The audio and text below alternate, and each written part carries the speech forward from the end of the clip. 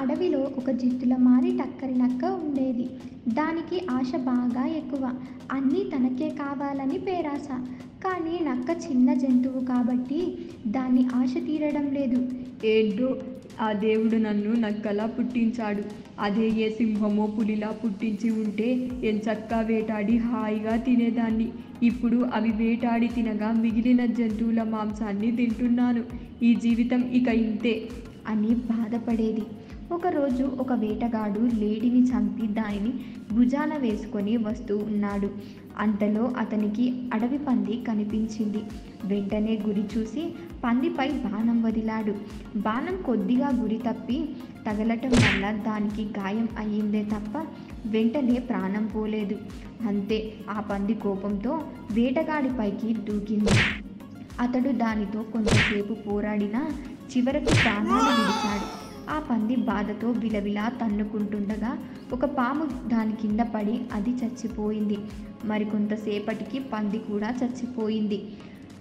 ఆ దారినే వస్తున్న నక్క చచ్చిపడి ఉన్న లేడి పంది పాము వేటగాడిని చూసింది. ఒక్కసారిగా దానికి బోలెడంత మాంసం కనిపించడంతో ఎంతో ఆనందించింది. ఆహా, ఇంత ఆహారాన్ని నా జీవితంలో చూడలేదు. నక్కలా పుట్టినందుకు బాధపడ్డాను, కానీ వేటాడే కష్టం లేకుండానే తినొచ్చు. దీనిని తింటే మాంసంతో పాటు మాంసం ముట్టనవసరం లేదు అనుకుని సంబరపడింది.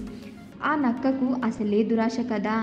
అంత ఆహారం ఉన్నా వేటగాడి పక్కనే పడి ఉన్న బాణంను నరం బిగించి ఉండడం చూసింది. ఈ నరంతో ఇప్పటికీ సరిపెట్టుకుందాం అని ఆ బాణానికి బిగించిన నరాన్ని కొరికింది. నరం తెగడంతో వంగి ఉన్న బాణం బద్ధవేగంగా నిటారుగా సాగి నక్క గుండెలోకి గట్టిగా గుద్దుకుంది. దాంతో నక్క అక్కడికక్కడే మరణించింది. ఈ కథలో నీతి ఏమిటంటే ఉన్నదానితో తృప్తి పడాలి, దురాశ పనికిరాదు. తమ వారే తనకు శత్రువు నీతి కథ. ఒక ఊరిలో ఒక గాడిద మరియు కుక్క మంచి మిత్రులుగా ఉండేవి.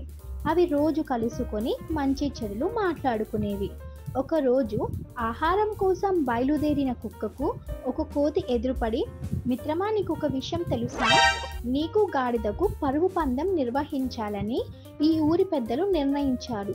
కావున మీరు పోటీకి సిద్ధంగా ఉండండి అని చెప్పి వెళ్ళిపోతుంది కోతి.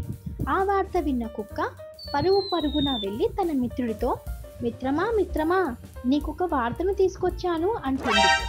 ఏంటా వార్త మిత్రమా అని ఆతృతగా అడిగింది గాడిద. ఊరిలో వారు మనిద్దరికి పరుగు పందెం నిర్వహించాలని నిర్ణయించుకున్నారట.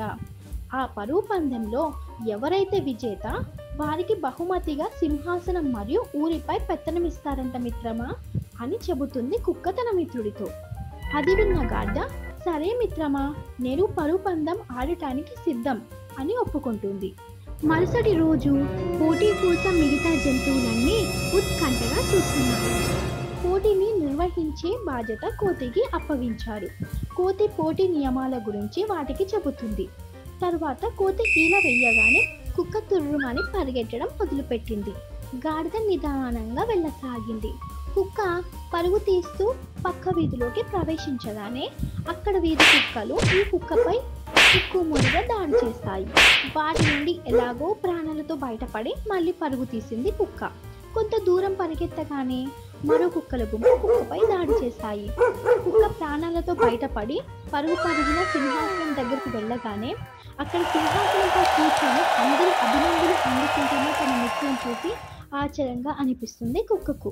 తన మిత్రుడి దగ్గరకు వెళ్ళి అభినందనలు తెలిపి అక్కడి నుండి వెళ్తూ కుక్క తన మనసులో ఇలా అనుకుంటుంది, ఎదగాలి అనుకుంటే తనకి శత్రువులు ఎక్కడో ఉండరు, తన వాళ్ళే తనకు శత్రువులని గ్రహించి బాధపడుతుంది.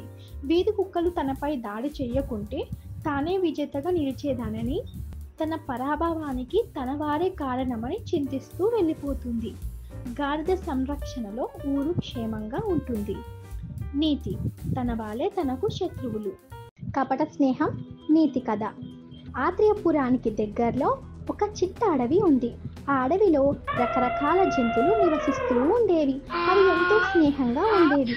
అవి రోజు నీళ్లు తాగడానికి అడవిలోని కొలనుకు వెళ్తూ ఉండేవి. అదే అడవిలో ఒక కపట బుద్ధి కలిగిన జిత్తులమారి నక్క కూడా ఉండేది.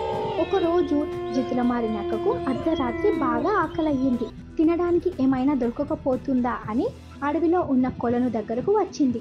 అయితే అక్కడ కొంగ ఒకటి జపం చేస్తుంటూ కనపడింది. నక్క కొంగ దగ్గరకు పోయి, ఏంటి కొంగ బావా, ఇంత అర్ధరాత్రి జపం చేస్తున్నావని అడిగింది నక్క. జపం చేయడానికి ఇదే మంచి సమయం నక్క బావా అని సమాధానం ఇచ్చింది కొంగ. అలా ఇద్దరి మధ్య స్నేహం కుదిరింది. అవి రెండు చాలా సేపటి వరకు కబుర్లు చెప్పుకున్నాయి.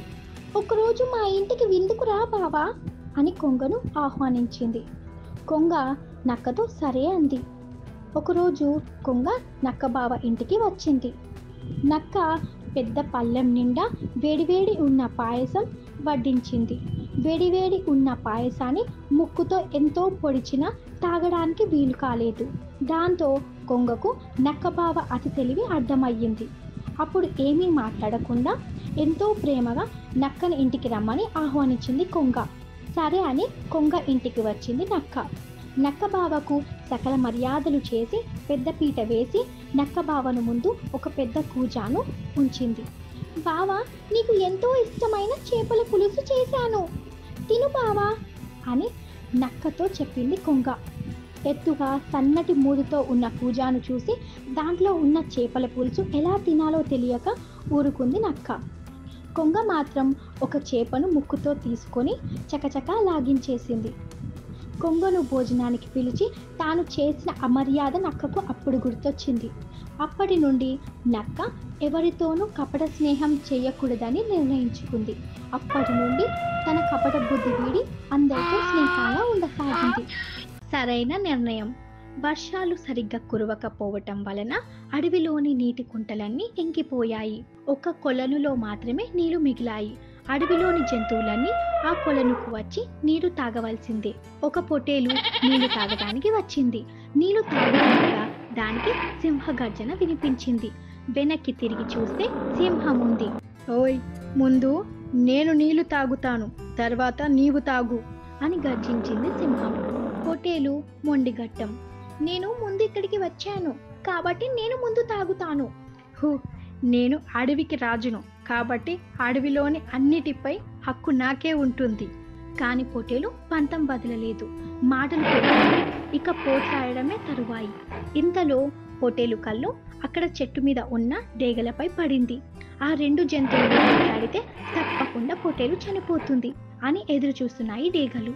దీంతో పంతానికి వెళ్తే తనకి నష్టమని గ్రహించిన పొటేలు వెంటనే, సరే మృగరాజా, నీవే ముందు నీళ్లు తాగు, తరువాత నేను తాగుతాను.